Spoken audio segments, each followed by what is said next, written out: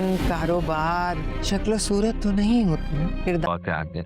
फरियाल के ससुराल के सामने ज़ामिर का भी तो पता करना चाहिए। I don't like you. और जरा आपके रिश्ते की बात करने की क्या जरूरत है? खानदान आमिर से बचपन से क्या मसला है?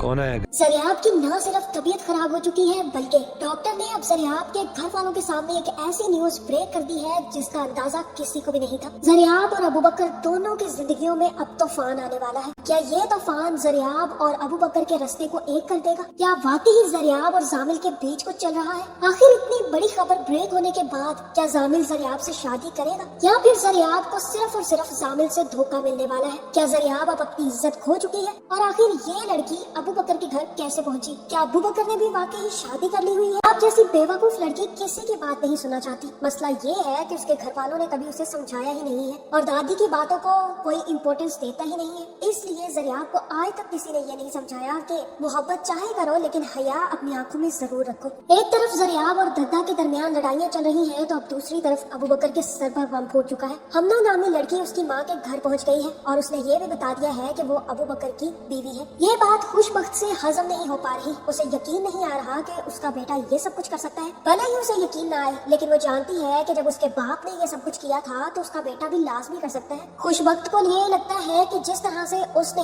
अबू बकर के बाप के साथ शादी की थी उसी तरह अब अबू बकर भी ये शादी कर सकता है। इसीलिए खुश को किसी किस्म का क्वेश्चन नहीं होगा और वो उसी वक्त हमना को अपने घर में रख लेगी। अबू बकर को फोन भी नहीं करेगी और उससे कहेगी कि घर आओगे तो तुमसे बात होगी। अबू बकर फोन करेगा, अपनी माँ से कहेगा कि मुझे बताएं कोई आया है क्या जो आप मुझसे इस तरह की बात कर रही है।